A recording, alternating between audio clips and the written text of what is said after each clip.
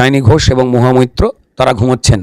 কিন্তু এরা যে ঘুমোয়নি এই প্রমাণ দিতে গিয়ে এরা যখন জেগে, মানুষ কখন ঘুমোয়? জেগে থাকার পরই তো ঘুমোয়, তারপর ঘুম পায়, ভালো ভালো আলোচনা ঘুমোচ্ছে।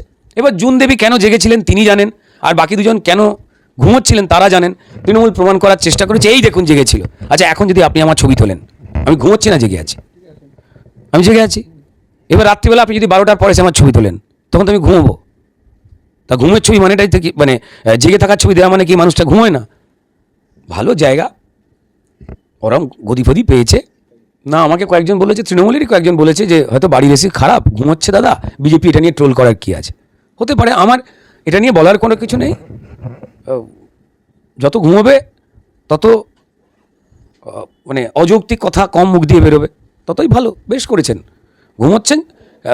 সংসদে ঘুমোবার জন্য কোনো শাস্তি ফাস্তি আছে কি না আমি জানি না, যদি না থাকে তো তারা আরও ঘুমোবেন।